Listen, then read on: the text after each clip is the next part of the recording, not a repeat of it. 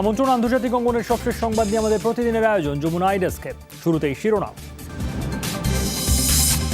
লাদাখে আটক 10 ভারতীয় সেনাকে মুক্তি দিয়েছে চীন। সীমান্তের পশ্চিমাংশের একক নিয়ন্ত্রণে প্রশ্নে ছাড় নয় ঘোষণা বেইজিংয়ের। পাল্টা হুমকি নয়াদিল্লির। বিশ্বজুড়ে 24 ঘন্টায় আরও 5,000 প্রাণ কেড়ে নিল করোনা ভাইরাস। নতুন সংক্রমণ শনাক্ত প্রায় 1,38,000। চীনে মাছ মাংসেও মিলেছে ভাইরাসের উপস্থিতি। আবারও করোনার রেকর্ড সংক্রমণ ভারতে। একদিনে 14,000-এর বেশি রোগী শনাক্ত। 10,000 শয্যার অস্থায়ী হাসপাতাল নির্মাণের উদ্যোগ দিল্লিতে। এসব খবরে বিস্তারিত নিয়ে সাথে আছি সৌমিত্র শুভ্র। লাদাখ সীমান্তে রক্তক্ষয়ী সংঘর্ষের সময় আটক 10 ভারতীয় সেনাকে 3 দিন পর মুক্তি দিল চীন। বৃহস্পতিবার রাতে গালওয়ান উপত্যকায় ফেরত দেয়া হয় তাদের। ভারতীয় গণমাধ্যম বলছে, বন্দী সেনাদের মধ্যে ছিলেন একজন লেফটেন্যান্ট কর্নেল ও 3 জন মেজর। পরপর 2 দিন মেজর জেনারেল পর্যায়ের বৈঠক শেষে তাদের মুক্তি দেয়া হয়। সোমবারের ওই সংঘর্ষের ঘটনায় এখন আর কেউ নিখোঁজ নেই বলে নিশ্চিত করেছে নয়াদিল্লি। ওই সংঘর্ষে প্রাণ যায় 20 ভারতীয় সেনার। বৃহস্পতিবার নিজেদের 76 সদস্য আহত হওয়ার কথা জানায় ভারতীয় সেনাবাহিনী। এদিকে লাদাখ সীমান্তে উত্তেজনার মধ্যে করণীয় নির্ধারণে প্রধানমন্ত্রী নরেন্দ্র মোদীর নেতৃত্বে আজ সর্বদলীয় বৈঠক বসছে ভারতে। যোগ দেবেন সোনিয়া গান্ধী, মমতা ব্যানার্জি সহ বিরোধী নেতারা। সীমান্তে সহিংসতার ঘটনায় পাল্টাপাল্টি দোষারোপে ব্যস্ত চীন ভারত। লাদাখ সীমান্তের পশ্চিম অংশে চীনের একক নিয়ন্ত্রণের প্রশ্নে কোনো ছাড় দেয়া হবে না বলছে বেইজিং।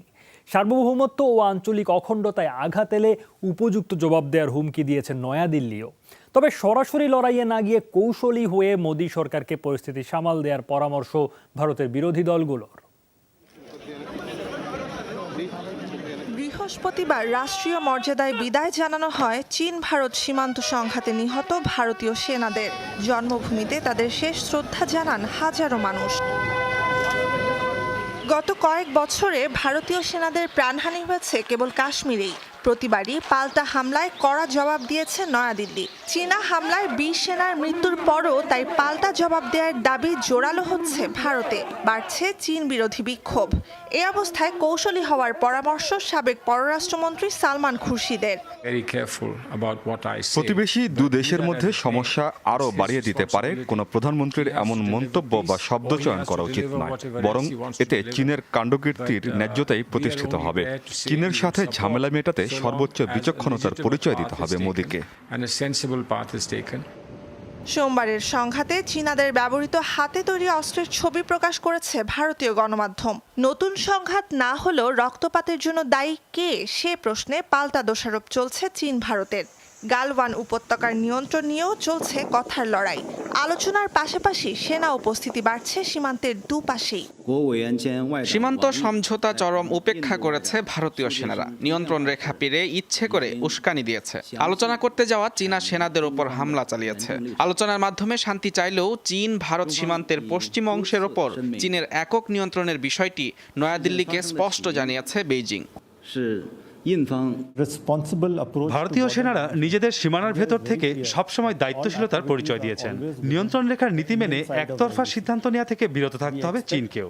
আলোচনার মাধ্যমে শান্তি ফেরানোর মূল লক্ষ্য হলেও সার্বভৌমত্ব ও আঞ্চলিক অখণ্ডতায় আঘাত এলে কোনোভাবেই তা মেনে নেবে না ভারত। এই মুহূর্তে কড়া জবাব না দিলেও বেইজিংকে কঠিন বার্তা দেওয়ার তাগিদ ভারতের অনেক বিশ্লেষকের। চীনের সাথে বাণিজ্য লাগাম টানার পরামর্শ তাদের। এদিকে আঞ্চলিক সংকট নিরসনে 23 জুন পররাষ্ট্রমন্ত্রী পর্যায়ে ত্রিদেশীয় বৈঠকে অংশ নেবে চীন, ভারত, রাশিয়া। নুসহাত কামাল, যমুনা নিউজ। বিশ্বজুড়ে 24 ঘন্টায় আরও 5,000 প্রাণ কেড়ে নিল করোনা ভাইরাস। এ নিয়ে মৃতের সংখ্যা বেড়ে হয়েছে 4,56,000। মোট আক্রান্ত 86 লাখ মানুষ। একদিনে নতুন সংক্রমণ শনাক্ত হয়েছে 1,38,000-এর মতো। একদিনে 750 প্রাণহানিতে যুক্তরাষ্ট্রে মৃতের সংখ্যা বেড়ে দাঁড়িয়েছে 1,20,700-তে। আক্রান্ত 23 লাখ মানুষ। তবে বৃহস্পতিবারও দিনের সর্বোচ্চ মৃত্যু দেখেছে ব্রাজিল। মারা গেছেন 1200-র বেশি। ফলে দেশটিতে মৃতের সংখ্যা ছুঁয়েছে 48,000। আক্রান্ত প্রায় 10 লাখ। প্রতিবেশী 2 দেশ চিলি আর পেরুতেও উদ্বেগজনকভাবে বাড়ছে নতুন সংক্রমণ ও মৃত্যু। এদিকে দৈনিক সংক্রমণ রেকর্ড ছুঁয়েছে মেক্সিকোতে। আক্রান্ত 1,65,000 মানুষ, প্রাণহানি 20,000-এর কাছাকাছি। সামুদ্রিক মাছ ও মাংসের বাজার থেকে করোনা ছড়িয়েছে বেইজিংয়ে, এমনকি মাছ মাংসেও মিলেছে ভাইরাসের উপস্থিতি। তদন্ত শেষে এমন দাবি চীনের রোগ প্রতিরোধ ও নিরাময় কেন্দ্র সিডিসির। কম তাপমাত্রা ও উচ্চ আর্দ্রতার কারণে নাকি করোনার বিস্তার সহজ মাছ মাংসের বাজারে। জার্মানির এক কসাইখানার কর্মীদের মধ্যেও ব্যাপক হারে ছড়িয়ে পড়েছে করোনা ভাইরাস। উহানের ল্যাব, বাদুড় নাকি সামুদ্রিক মাছের বাজার, মহামারীর রূপ নেয়া নোভেল করোনা ভাইরাসের উৎপত্তি কোথায়, সে প্রশ্নের সঠিক উত্তর মেলেনি এখনো। তবে রাজধানী বেইজিংয়ে গত সপ্তাহে শুরু হওয়া দ্বিতীয় দফা সংক্রমণের উৎস সম্পর্কে মোটামুটি নিশ্চিত চীন। দেশটির রোগ প্রতিরোধ ও নিরাময় কেন্দ্র সিডিসি বলছে, সামুদ্রিক মাছ ও মাংসের একটি পাইকারি বাজার থেকে ছড়িয়েছে সংক্রমণ।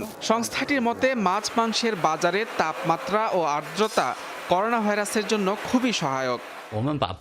প্রাথমিক তদন্ত শেষে এটাই নিশ্চিত হওয়া গেছে যে শিনফাদি বাজারে সামুদ্রিক খাবার ও জলজ পণ্য বিক্রেতাদের মধ্যে প্রথম করোনা সংক্রমিত হয়, বাকিরা মাংস বিক্রেতা। তবে সামুদ্রিক মাছের বাজারের কর্মীদের মধ্যে অন্যদের আগে ছড়িয়েছে করোনা।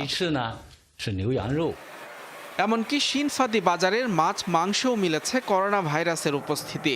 বাজারে কারোর মাধ্যমে এ সংক্রমণ ছড়িয়েছে নাকি কোনো সামুদ্রিক প্রাণী থেকেই সরাসরি সংক্রমণ হয়েছে তা নিয়ে এখন গবেষণা করছে সিডিসি। এরই মধ্যে বন্ধ ঘোষণা হয়েছে বেইজিংয়ের ৮০% মাছ মাংস সরবরাহ করা বাজারটি। এদিকে করোনার ভয়াবহ সংক্রমণ ধরা পড়েছে জার্মানির সবচেয়ে বড় কসাইখানায়। টয়েনিস গ্রুপের এই কসাইখানার অন্তত ৬৫৭ জন কর্মী আক্রান্ত হয়েছেন কোভিড-19-এ। মাংস কাটায় নিয়োজিত কর্মীদের মধ্যে আক্রান্তের সংখ্যা বেশি। তাদেরকে আলাদা করা হয়েছে। সংক্রমণ ঠেকাতে প্রতিষ্ঠানের সব কর্মীরই করোনা পরীক্ষা করা হবে। তবে রাজ্য সরকারের দাবি, সীমান্ত খুলে দেয়ায় পূর্ব ইউরোপের মানুষদের মাধ্যমেই ছড়িয়েছে নতুন এই সংক্রমণ। মুজরিমিন তারেক, যমুনা নিউজ। ফ্রান্সে করোনার প্রকোপ কমার সাথে কমেছে মাস্কের মতো সুরক্ষা সামগ্রীর চাহিদাও। গুদামেই নষ্ট হচ্ছে লাখ লাখ পিস মাস্ক। এতে ক্ষতির মুখে দেশটির গার্মেন্টস ব্যবসায়ীরা। তারা বলছেন, মহামারী চরম আকার ধারণ করায় সব কিছু বাদ দিয়ে উৎপাদন বাড়িয়েছিলেন মাস্কের, তা এখন বাড়তি বোঝা হয়ে দাঁড়িয়েছে। ইউরোপের দেশ ফ্রান্সে এই মুহূর্তে অনেকটাই নিয়ন্ত্রণে করোনার প্রকোপ। গেল এক মাস ধরে নিম্নমুখী সংক্রমণের সংখ্যা, একই গতিতে কমছে মৃত্যুহার। গেল এক মাসে গড়ে প্রতিদিন মৃত্যু দেখেছে প্রায় ৭৭ জন করে, যা তার আগের ২ মাসে ছিল দিনে গড়ে ৮৭৮ জন করে। এতে সুরক্ষা সামগ্রীর ব্যবহার কমেছে বহুগুণে। প্যারিসের মাস্ক উৎপাদনকারী প্রতিষ্ঠানগুলো বলছে, চাহিদা কমে যাওয়ায় গুদামে অলস পড়ে আছে হাজার হাজার কার্টন মাস্ক, যা বড় অঙ্কের ক্ষতি। মহামারী যখন চরমে ছিল তখন সবকিছু বাদ দিয়ে সুরক্ষা সামগ্রী তৈরি করেছি সরকারি নির্দেশনায়। এখন অবিকৃত রয়েছে লক্ষ লক্ষ মাস্ক। জানি না কিভাবে এই ক্ষতি পুষিয়ে উঠব। তবে সংকট কাটিয়ে উঠতে ইউরোপীয় ইউনিয়নের দেশগুলোর মধ্যে সমন্বয় প্রয়োজন। ব্যবসায়ীদের দাবি, সমন্বিত উদ্যোগে ইউরোপের অন্যান্য দেশগুলোতে সরকারিভাবে সরবরাহের ব্যবস্থা করতে হবে। না হলে অনেকেই কম দামে চীন বা অন্যান্য দেশ থেকে আমদানি করতে পারে এসব সামগ্রী। আমরা সবাই জানি চরম সংকটে দিন পার করছে ব্যবসায়ীরা। তবে গার্মেন্টসগুলো এখন টি শার্ট বা অন্তর্বাস বানালেও একই সংকটে পড়তো। বরং সংকটের চেয়ে অতিরিক্ত আছে, এটাই ভালো দিক। গার্মেন্টস খাতের এই সংকট কমাতে গেল মাসে সবাইকে দেশীয় মাস্ক পরতে উদ্বুদ্ধ করেন দেশটির president Emmanuel Macron. Amit Hasan Robin, Jamuna news. একটা বিরতি নিয়েছি যমুনা ডেস্কে, একটু পরেই ফিরছি, সাথেই থাকুন।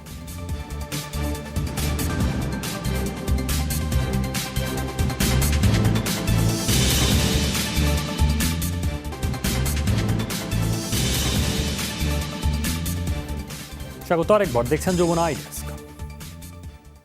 আবারও করোনার রেকর্ড সংক্রমণ দেখল ভারত। একদিনে শনাক্ত হয়েছেন 14,000-এর বেশি নতুন রোগী, যা এখন পর্যন্ত সর্বোচ্চ। এ নিয়ে 63 লাখ নমুনা পরীক্ষায় পজিটিভ 3,82,000 মানুষ।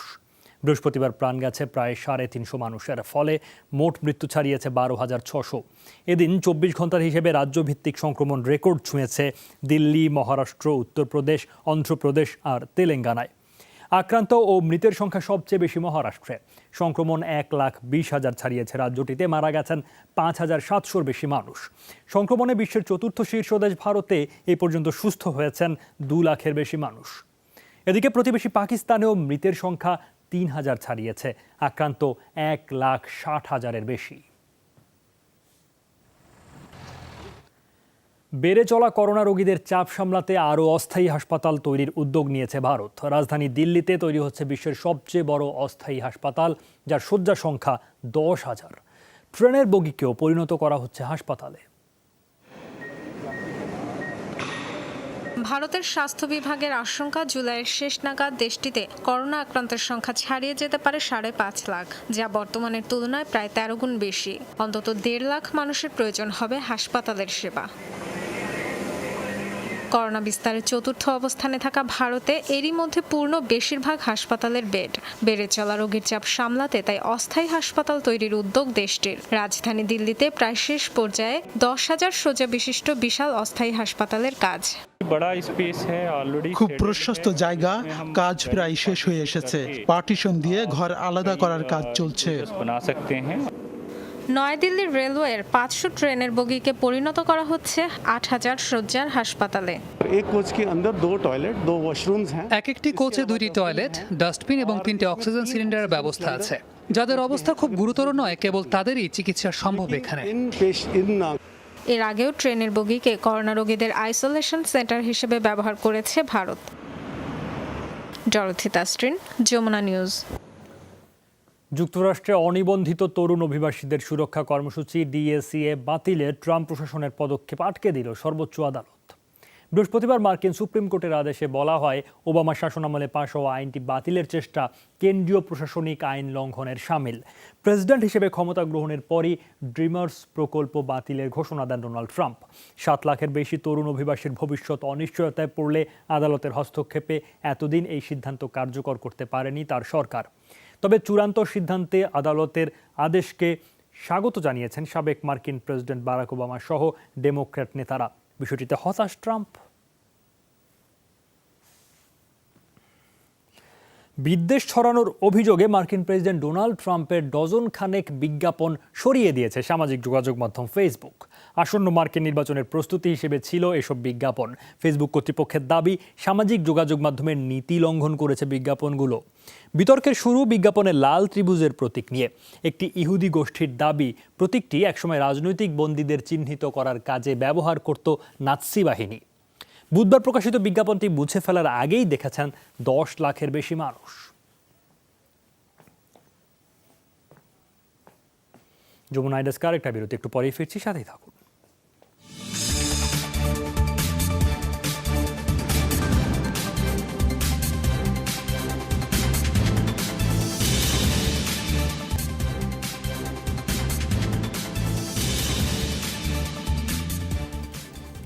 স্বাগত আরেকবার, দেখছেন যমুনা ডেস্ক। পিপি কিংবা মাস্কের পর এবার বৈচিত্র্যের ছোঁয়া ফেস শিল্ডেও। করোনা ভাইরাস প্রতিহত করতে অন্যতম গুরুত্বপূর্ণ এই সরঞ্জামে এবার লেগেছে রঙের ছোঁয়া। থাইল্যান্ডের এক শিল্পী শিল্ডে ফুটিয়ে তুলেছেন চলচ্চিত্র আর অ্যানিমেশনের বিভিন্ন চরিত্র। ফেস শিল্ড মানে একখণ্ড শক্ত প্লাস্টিকের মুখোশ, এমন ধারণায় পাল্টে দিয়েছেন এই থাই শিল্পী। করোনা ভাইরাস প্রতিহত করতে গুরুত্বপূর্ণ এই স্বাস্থ্য সরঞ্জামটিতে বিভিন্ন চরিত্র এঁকে এনেছেন বৈচিত্র্য। আমার কাছে মনে হলো স্বচ্ছ প্লাস্টিকের শিল্ড খুবই একঘেয়ে, তাই ভাবলাম এগুলোর ওপর কার্টুনে কি একটু মজা করি, সবার কাছে ভালো লাগবে, আবার সচেতনতাও বাড়বে। অ্যানিমেশন আর অ্যাকশন মুভির বিভিন্ন চরিত্র ফেস শিল্ডে ফুটিয়ে তুলেছেন এই শিল্পী। আমার বাচ্চারা বিভিন্ন অ্যানিমেশন পছন্দ করে, আর আমার ভালো লাগে অ্যাকশন মুভি, তাই সেই ধরনের চরিত্রগুলো নিয়েই কাজ শুরু করি। কম্পিউটারে প্রিন্ট করার পর বিভিন্ন আকৃতির চরিত্রগুলো ফুটিয়ে তোলার কাজটি করেন শিল্পী নিজেই। আমার লক্ষ্য মানুষ যেন সচেতন হয়। এই ডিজাইন দেখেও কেউ যদি শিল্ড ব্যবহার করে সুস্থ থাকে, সেটাই আমার সফলতা। এরই মধ্যে 500-র বেশি ফেস শিল্ড বিক্রি করেছেন এই শিল্পী। মীর মুশফিক হাসান, যমুনা নিউজ। যুক্তরাষ্ট্রে ক্যাপিটল হিল থেকে নামিয়ে ফেলা হলো বর্ণবাদের সাথে সম্পৃক্ত সাবেক 4 স্পিকারের ছবি। 18 শতকে যুক্তরাষ্ট্রে বর্ণবাদে মদদ দেওয়ার অভিযোগ রয়েছে তাদের বিরুদ্ধে। দাসপ্রথা থেকে মুক্ত আফ্রো আমেরিকানদের সম্মানে জুনটিন্থ ডে সামনে রেখে বৃহস্পতিবার স্পিকার ন্যান্সি পেলোসি এই আদেশ দেন। এরপরই মার্কিন কংগ্রেস থেকে সরানো হয় রবার্ট হান্টার, জেমস সোর, হওয়েল কব ও চার্লস ক্রিম্পের ছবি। পুলিশি নির্যাতনে কৃষ্ণাঙ্গ নাগরিক জর্জ ফ্লয়েডের মৃত্যুর পর দেশব্যাপী গণ আন্দোলনে কনফেডারেট ভাস্কর্য সরানোর দাবি জোরালো হয়। অভিযোগ, এসব স্মৃতিচিহ্ন উগ্র শ্বেতাঙ্গদের প্রতি প্রত্যক্ষ সমর্থন।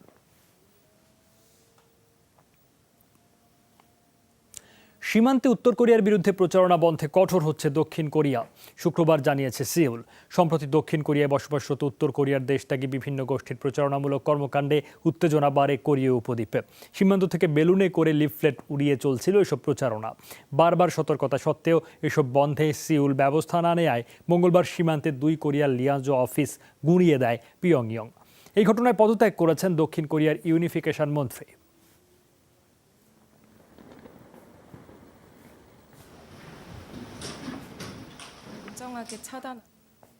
এই ছিল যমুনা আইডেস্ক। এতক্ষণ সাথে থাকার জন্য সবাইকে ধন্যবাদ।